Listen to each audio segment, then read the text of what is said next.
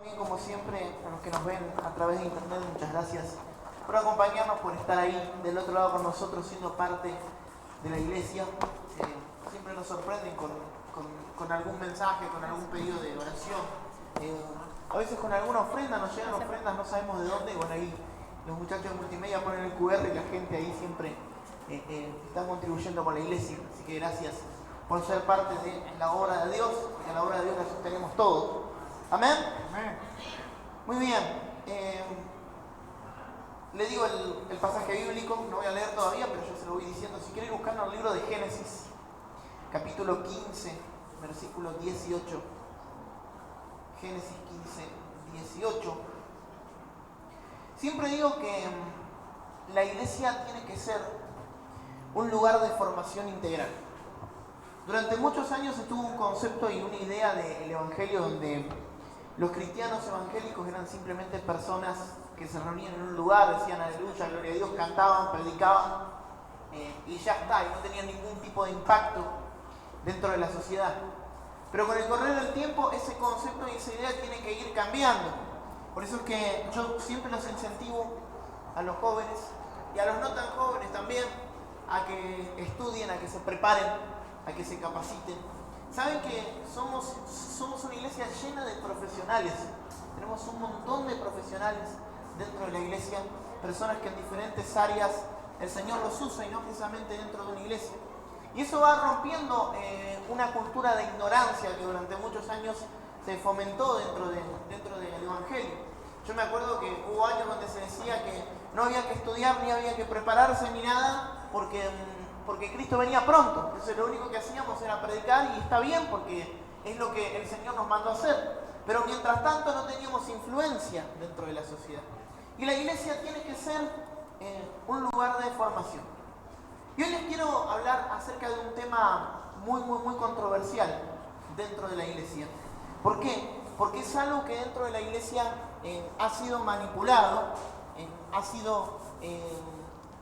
se ha utilizado mal dentro de la iglesia, ¿no? Un concepto que se ha utilizado mal y es un tema sensible quizás para muchas personas.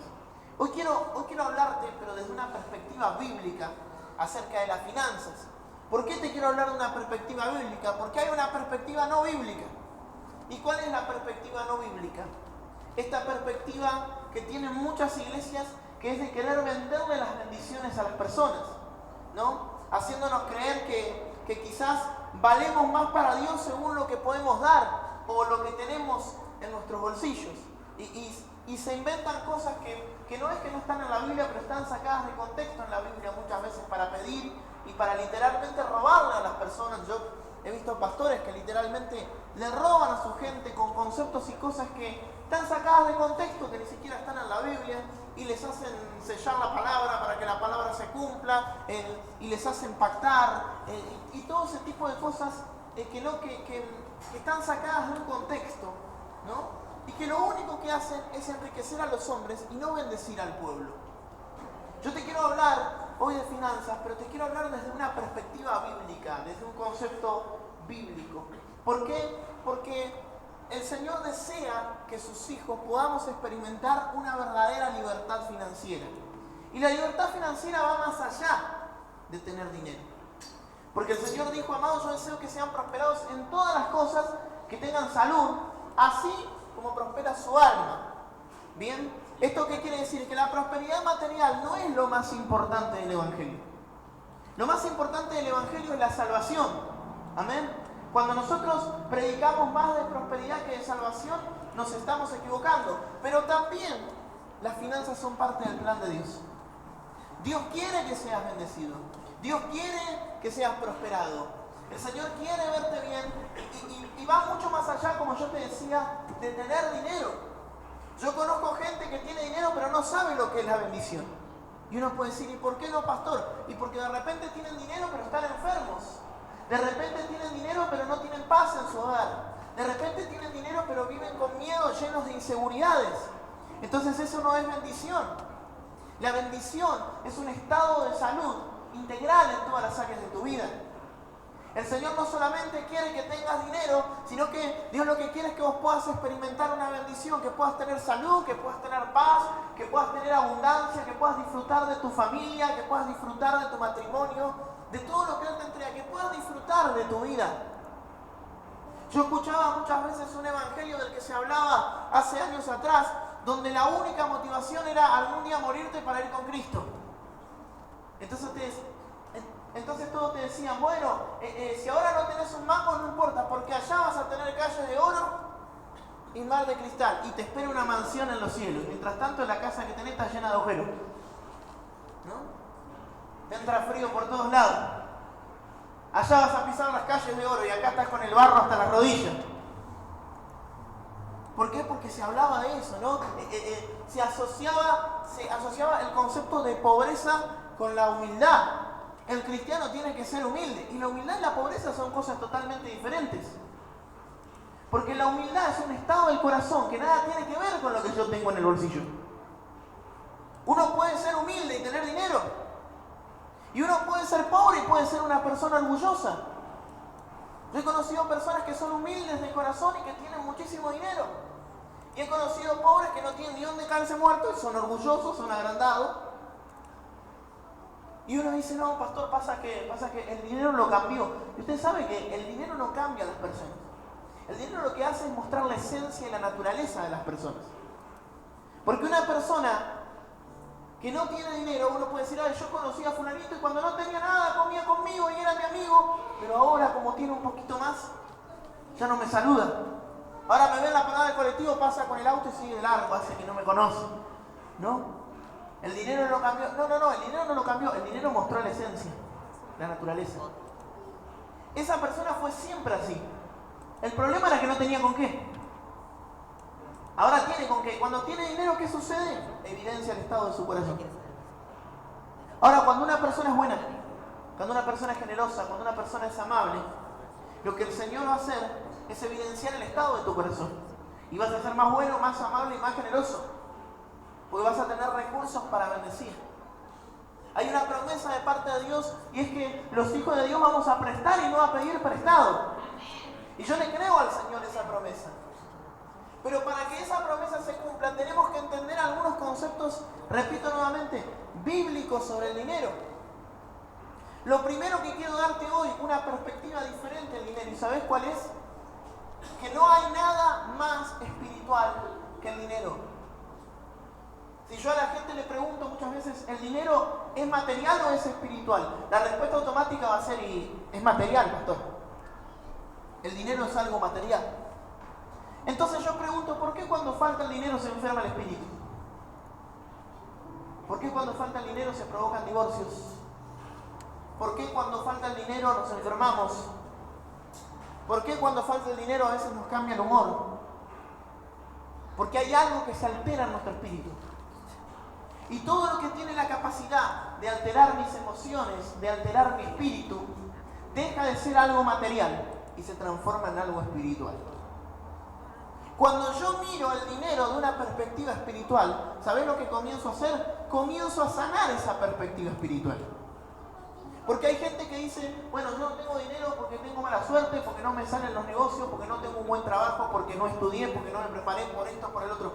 Pero cuando entendemos el dinero desde una perspectiva espiritual, las cosas comienzan a cambiar. Porque eso nos lleva a entender que hay gente que no merece tener dinero, sin embargo, lo tiene. Seamos sinceros, yo nunca les pido que levante la mano, pero hoy sí le voy a pedir que levante la mano. ¿Cuánta gente conoce menos inteligente que usted, pero que tiene más dinero que usted? Puedo levantar la mano y los pies. ¿No? Porque cuando miramos las cosas desde una perspectiva espiritual, las cosas comienzan a cambiar. Por eso que uno no solo tiene que orar para tener dinero, sino para preparar su corazón primeramente para tener dinero. Porque el Señor no va a poner nada en tu mano que vos no puedas disfrutar. Dios no confía sus bendiciones en manos de personas irresponsables. Y lo primero que tenemos que entender es que el Señor nos ha entregado primeramente un concepto de mayordomía. ¿Saben lo que es la mayordomía? Entender que nada de lo que tenemos es nuestro. No, pastor, yo lo que tengo es mío porque me lo gané trabajando. Porque si yo no trabajo, yo puedo ir mucho a la iglesia, yo puedo creerle al Señor, pero si yo no trabajo, si Dios pestanea, dejas de trabajar y dejas de insistir. El Señor te dará fuerzas toda la mañana para que te puedas levantar, para que puedas vivir, para que puedas ir a trabajar, para que puedas producir. Por eso que quiero que entiendas que hay un concepto espiritual que va más allá. Cuando la Biblia habla de la parábola de los talentos, dice que un mayordomo dice que un señor entregó a sus siervos, entregó talentos de acuerdo a su capacidad. A uno, a otro 2, a otro 3. A cada uno le dio de acuerdo a lo que estaban capacitados para administrar. Por eso que esto te tiene que dar una perspectiva espiritual. Y quizás sea duro lo que te voy a decir. Pero si hoy no tenés más, no es por culpa del gobierno, no es por culpa de tu trabajo, de tu jefe, no es por culpa de mi ley, no es por culpa de los que se fueron, es porque no estamos aptos para administrarlas. Dice la Biblia que cuando repartió conforme a su capacidad. Pero cuando no miramos el dinero desde una perspectiva espiritual, lo que hacemos es trabajar y obrar en lo natural. Y está bueno porque la fe sin obras es muerta. Yo me tengo que mover, yo tengo que generar, yo tengo que hacer cosas para poder progresar en mi vida. Y esto está bueno. Pero la Biblia también me enseña que cuando yo solamente obro en lo natural, sin una perspectiva espiritual, la Biblia habla de dinero que cae en sacos rotos. ¿Saben lo que es un saco roto? Un bolsillo que está roto. Y la Biblia dice, comen y no se sacian. Reciben y no pueden disfrutar de lo que reciben. Y lo poco que reciben, cae en sacos rotos. ¿Te suena? No me alcanza, pastor, estoy orando para ganar un poquito más. Y te aumentan el sueldo. ¿Y se soluciona ganando más? No, no se soluciona. Porque ganas más y quieres más y gastas más. Y parece que somos insaciables, que necesitamos siempre un poquitito más. Por eso que tenemos que darnos cuenta que el problema no está en cuánto ganamos, sino en cómo nosotros nos estamos administrando nuestra vida, cómo estamos aplicando a nuestra vida el concepto de mayordomía. Yo les decía hoy que la pobreza no es una condición. La pobreza es una mentalidad, es una forma de pensar. El problema con la pobreza, y escuche, Dios tiene amor y Dios tiene compasión por las personas pobres en la Biblia, pero no por la pobreza. Hay una diferencia entre el pobre y la pobreza. Hay una gran diferencia. Hay una diferencia entre el pecado y el pecador. La Biblia dice que Dios ama al pecador, Dios aborrece al pecado. Por eso que quiero que entiendas que la pobreza no es solamente una condición. La pobreza es una manera de pensar. La pobreza es un espíritu. Hay personas que tienen arraigados el espíritu de pobreza. Y no importa cuánto tengan, siempre piensan que les va a faltar. Siempre necesitan más. Hablábamos el otro día, estaba hablando con Juan y con Rosalba, estábamos hablando de una persona que tiene toda su vida resuelta, que acumula cada vez más, pero siempre piensa que va a necesitar, siempre piensa que le va a faltar. Y todo el tiempo está, ¿y qué va a pasar acá en la economía? ¿Qué va a pasar con esto? ¿Qué va a pasar? Pase lo que pase con la economía, tiene su vida resuelta porque no le falta nada. Pero siempre cree que le va a faltar. ¿Y sabe qué es eso? Eso es un espíritu de pobreza. Porque no tiene que ver con lo que tengo en el bolsillo. Hay una mentalidad en mí que es una mentalidad de escasez. Es una mentalidad de siempre voy a necesitar, de siempre me va a faltar. Y ese espíritu merece ser desarraigado para que nosotros podamos primeramente sanar nuestras finanzas. Escuchen, de una mala situación financiera no se sale solamente accionando. Accionar es parte. También hay que sanar una parte espiritual. Trabajar solo en la acción, ¿sabes qué significa? Atacar los síntomas. Y se sabe que un buen médico no es el que ataca los síntomas, O sea, el médico tiene la capacidad de aliviar un síntoma cuando el síntoma es muy fuerte, dice, bueno, aliviemos, toma esto, toma lo otro, toma aquello, pero después le dice al paciente, tenés que ir a hacerte estudios para ver qué es lo que está provocando ese dolor. Y el problema que tenemos muchas veces nosotros con nuestras finanzas es que atacamos los síntomas, pero no sanamos las cosas que nos llevaron a vivir quizás endeudados, a vivir siempre sin un peso, a vivir en la esclavitud. ¿Qué cosas hay en nosotros que tienen que ir cambiando? Déjame mostrarte algo, una situación del pueblo de Dios en el libro de Génesis, capítulo 15. Esto es una promesa de parte de Dios. En aquel día hizo Jehová un pacto con Abraham, diciendo, a tu descendencia daré esta tierra, desde el río de Egipto hasta el río grande, el río Éufrates, la tierra de los ceneos, de los ceneseos, de los almoneos, de los heteos, los fereceos, los refaitas, los amorreos, los cananeos, los gergeseos y los jebuseos. Todos con seos, ¿no? ¿Por qué los estoy mencionando? Y acá quiero adentrarme un poco en la palabra y me quiero introducir en la palabra de Dios. Porque toda palabra tiene un contexto y está ahí escrito por algo. El Señor le dice a Abraham y le hace una promesa. Y le dice, te voy a entregar esta tierra. Abraham fue próspero. Pero si le iba a entregar una tierra que no era de él, que pertenecía a otras personas, que la tenía que tomar probablemente por la fuerza, porque Abraham formó un ejército, tenía que conquistar esa tierra. Y esa tierra estaba tomada y estaba poseída por un pueblo. Y dentro de ese pueblo se movían ciertos espíritus. Para que Abraham pueda ser prosperado en esa tierra, yo quiero que me siga porque esto es profundo. Para que Abraham sea prosperado en esa tierra, no solamente tenía que librar una batalla en lo físico, sino también en lo espiritual. Tenía que entender que estos pueblos se estaban nombrando porque se movían ciertos espíritus que podían intervenir en las finanzas. Déjame darte algunas características de estos pueblos y de estos espíritus. En las personas no solamente son personas, sino que hay espíritus y que son espíritus. Y a pesar de que la tierra, escuche, a pesar de que una tierra quede vacía y que la podamos poseer, hay espíritus muchas veces que se arraigan a la tierra. Por eso el apóstol Pablo nos incentivaba a probar todos los espíritus.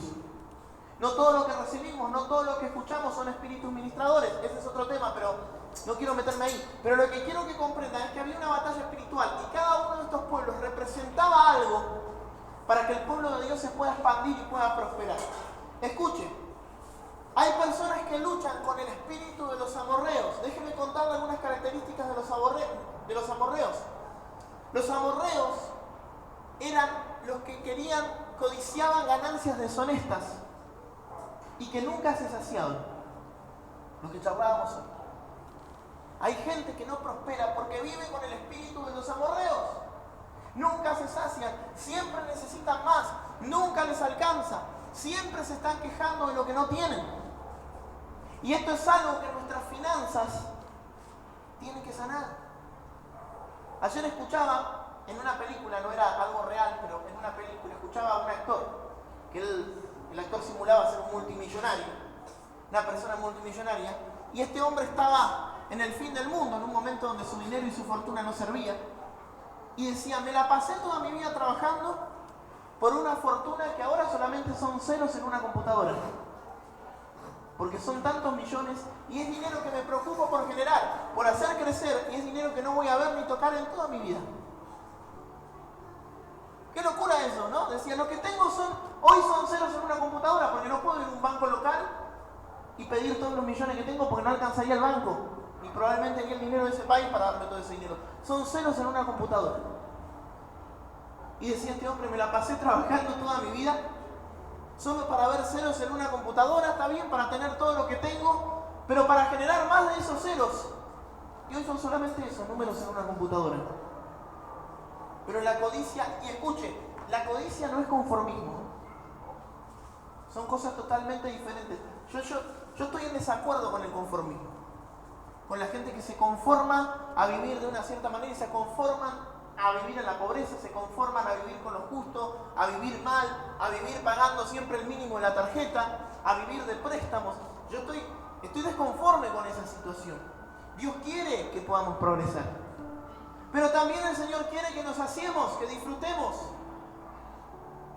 Y el espíritu de amorreo es un espíritu de codicia, un espíritu que no tiene nunca contentamiento. ¿Cómo se sana esto? Pídale al Señor que le enseñe a disfrutar de lo que hoy tiene. Pídale al Señor que le enseñe a disfrutar de una comida en familia, así tenga arroz para comer solamente. Pídale al Señor que le enseñe a disfrutar de la salud de sus hijos, de que sus hijos están bien, de que su esposo está bien, que su esposa está bien. Dele gracias al Señor. Pídale al Señor discernimiento en esa área para que esto pueda sanar. Escuchen. Si usted no puede contentarse hoy con lo que hoy tiene, porque tiene este espíritu, usted no se va a contentar nunca. Los próximos logros no lo van a llenar. ¿Sabe qué decía el rey Salomón? Decía, un abismo llama a un abismo más grande. Un vacío llama a un vacío y un abismo llama a un abismo más grande. Él lo tenía todo, lo quería tener todo, pero cuando lo tenía, quería más. Y no le alcanzaba. Si usted no puede saciarse con el Señor, si su felicidad depende de cuánto usted tiene en el banco o en su bolsillo, usted está siendo víctima de este espíritu y nunca va a prosperar por eso. Después nombró a los cananeos. Los cananeos eran personas que les gustaban las ganancias deshonestas. Prosperar a costa de cualquier cosa. Crecer en el trabajo no importa si hay que culpar a un compañero de algo que no hizo. No importa si hay que mentir. No importa si hay que estafar. No importa. Estas son las personas que hacen cosas malas y que buscan justificarlas muchas veces. ¿Cuántas veces conocemos personas así, verdad? Este es el espíritu del cananeo, es un espíritu que busca enriquecerse sin importar cuál sea el costo. Minimizando los riesgos, diciendo, bueno, el Señor se va a fijar en esto. Esto es una pavada, no pasa nada. Mirá si entre tantas cosas malas, Dios se va a fijar en esto. Pero qué lindo que es cuando el Espíritu Santo habita en nosotros. Y nos convence de pecado y nos enseña que aunque sea injusta, la manera deshonesta no es la mejor forma de hacer las cosas. No es como Dios quiere. Hablaba con un hermano el otro día que nos contaba un testimonio que decía que él cuando no estaba en el Señor era amigo de lo ajeno y decía, yo trabajaba en una fábrica muy grande y las pequeñas herramientas que se fabricaban, decía, yo tenía la costumbre siempre de llevarme alguna herramienta.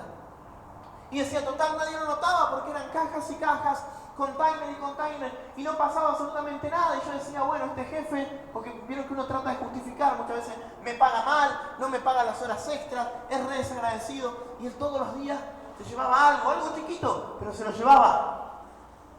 Y siempre se llevaba algo. Entonces, cuando se convirtió al Señor, cuando él conoció al Señor, dice que un día sintió convicción y se sintió mal. Y dice que se estaba llevando un disco de la moradora y me dice, pastor, tuve que volver a devolver ese disco porque no me lo podía llevar porque había algo dentro mío. Y qué lindo que es que nosotros podamos ser sanos del espíritu del cananeo. Prosperar sin importar cómo. No, sí, importa el cómo. Importa que no pierdas tu santidad en el camino. Importa que por tener un poquito más no comprometas todo lo que el Señor te entregó. Después nombró a los fariseos. Los fariseos representan a las personas con falta de disciplina. ¿Cuántos dicen amén? Amén. Personas que no pueden ser constantes. Dice la Biblia que el hombre de doble ánimo es inconstante en todos sus caminos. El fariseo era inconstante, no podía sostenerse, no podía sostener su palabra, no podía sostener una disciplina. Hay gente que comienza a ahorrar y que dice, bueno, tengo que ahorrar, ya está, me tengo que poner las pilas, tengo que empezar a ahorrar. Y cuando llega el fin de semana y tenés ganas de salir a comer o tenés ganas de salir a algo, chau, los ahorro, porque yo me lo merezco, porque yo trabajo y bueno. Y no puedo ser constante. Y no puedo ponerme una meta. No puedo pensar a futuro.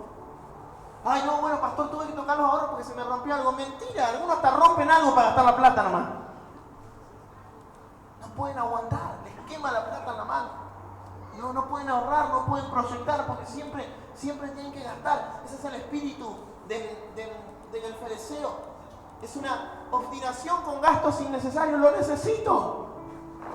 Reprendo ahí el espíritu de Shane y de Temu que me muestra esas cosas ahí en el celular. No, me tengo que poner a orar y a interceder. Pastor, yo estaba orando, pero algo se apoderó de mí, toqué el botón de comprar. Yo no sé cómo, fue un momento ahí, me enseguecí, pasé los datos de la tarjeta. Cosas que no necesitamos, pero compramos muchas veces, ¿no? Y eso es un espíritu, y uno puede decir, pastor, es una pavada. Es un espíritu que te lleva a la pobreza, que te lleva a la miseria. No, porque yo necesito eso, porque ya tengo que cambiarlo, ya tiene como un mes. No. Y así somos muchas veces, ¿no? Esa obsesión, esa necesidad. Recuerdo un hermano que me cuenta y que me dice, pastor, mi mujer compra muchísima ropa interior. Y yo le decía, ¿y cuál es el problema? Que gasta un montón en ropa interior y que se gasta prácticamente el sueldo. Tanto corpiño, tiene 2 pechos nomás, pero necesita un montón de corpiño. ¿Para qué?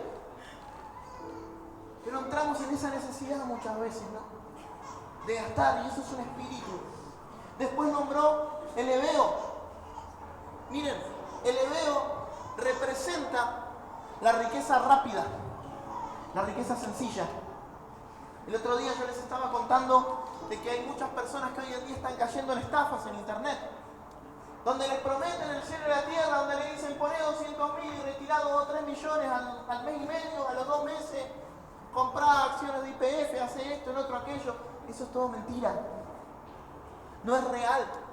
Y hay gente que está metida dentro de ese espíritu. Esta cultura y este pueblo tenía esa costumbre, ¿no? De estafar a las personas por medio de prometerles resultados rápidos. ¿Para qué? Para esquivar caminos y para esquivar procesos.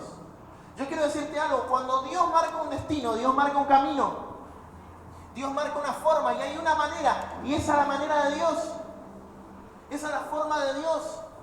Y hoy quiero decirte que aunque parezca duro y parezca difícil, no hay atajos.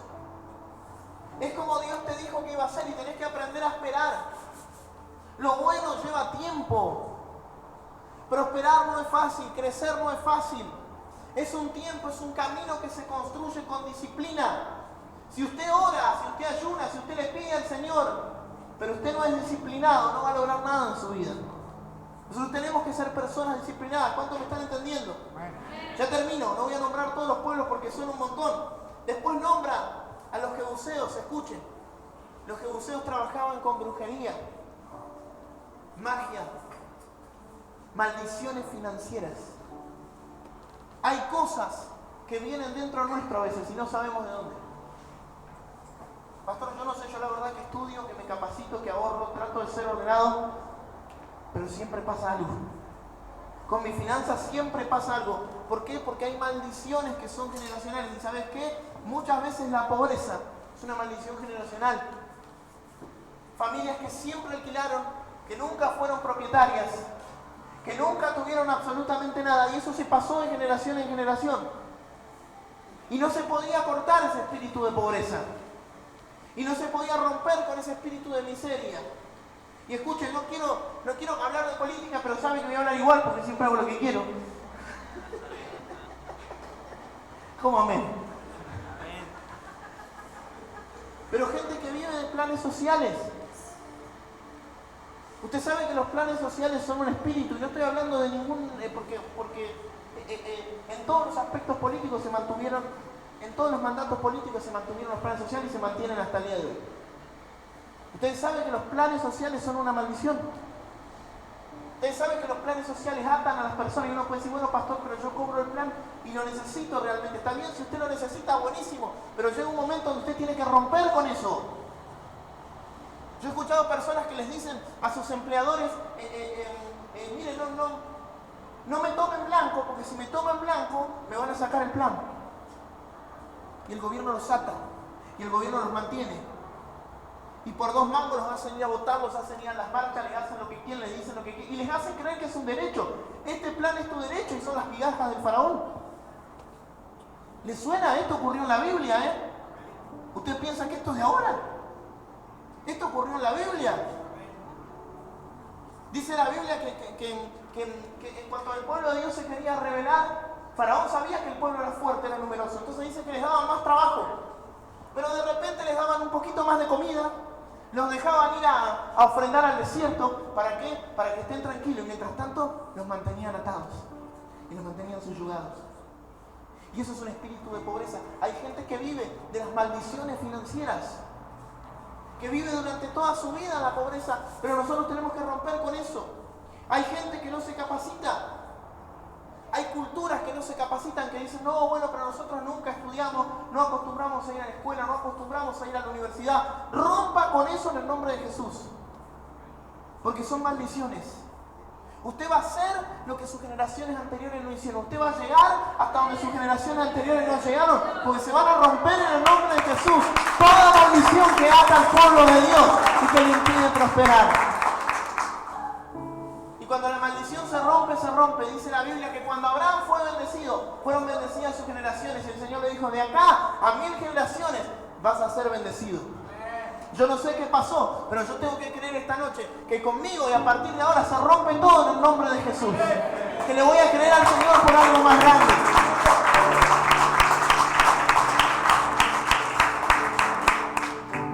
Quiero que se ponga de pie por